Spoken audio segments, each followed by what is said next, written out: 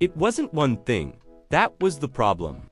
If it had been one thing, Stick would have known what to do with it. One clear moment, one obvious cause, one person who did one specific thing. That would have been easier, but it wasn't one thing. It was the way the group got quiet when he walked over. Not silent, just slightly quieter.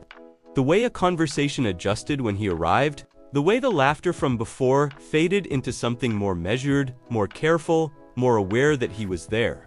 It was the comment from last Tuesday about the way he talked, said, with a smile, to the whole group, not really to him, except it was, he laughed too, because everyone else did. Laughing felt like the safest option. He thought about it for 3 days. It was the thing in class where someone moved their chair, just a few inches. Quietly, it could have been nothing. It probably was nothing. But the 3 inches were there, and then they were just the RI, and nobody mentioned it. And Stick didn't say anything either. So now it was just a thing that happened that nobody named. And the group photo, the one from the hallway last Friday, he was in it. He was on the edge of it. He found out about it because someone sent it in a group chat that he wasn't in. None of these things were a thing. Any one of them, alone, was nothing. He knew that he'd TIO'd himself, that, specifically, each time, but they kept happening. Spoony found him at the lockers. Stick told him about the Tuesday comment, the chair, the photo. Spoony listened with the clipboard. Then he opened the clipboard. We need to confront this. Confront what? I don't even know if there's anything to confront. The pattern? I don't know if it's a pattern. It sounds like a pattern. It sounds like a pattern, but it might just be normal. School things. Things that happen. Spoony looked at the clipboard. The clipboard looked back. We need more data. Spike arrived. Time's already down. He had heard the Tuesday comment story. He didn't say anything for a moment. That comment, Spike said. The one about how you talk. How did it feel when they said it?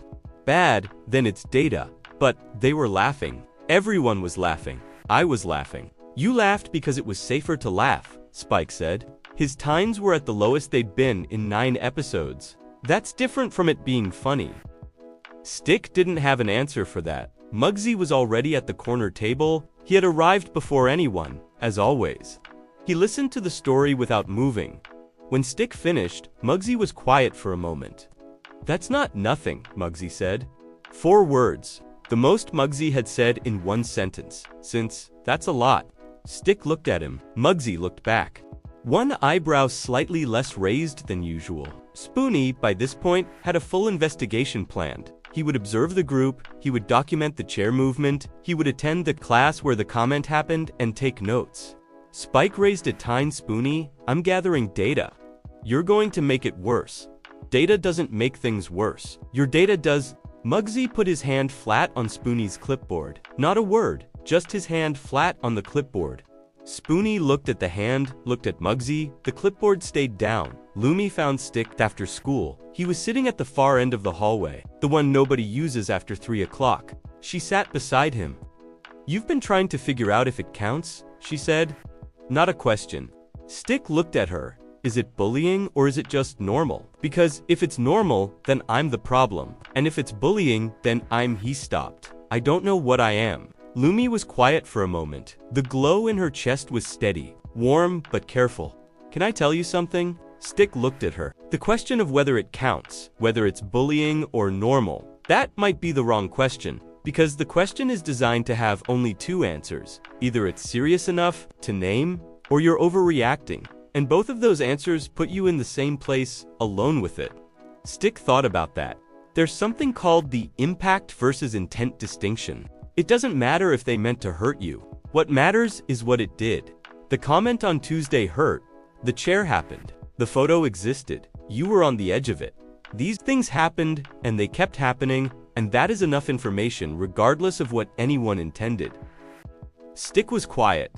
You don't need a verdict to trust what you felt. You don't need someone to officially call it something before you're allowed to take it seriously.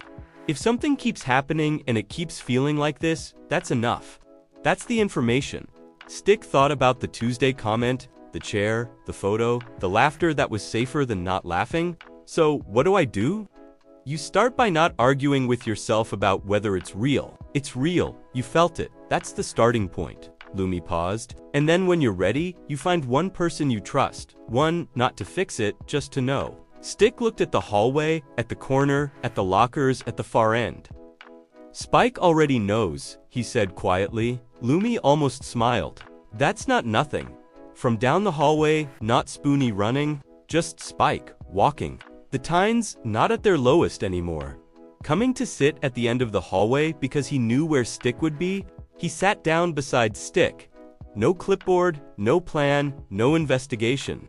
Hey, Spike said. Hey, Stick said. The hallway was quiet. The 3 o'clock light came through the windows at an angle. Mugsy appeared at the end of the hallway. He didn't walk over. He just stood there, at the entrance, arms crossed, looking at Stick. Then he nodded once and walked away. Does it ever get clearer?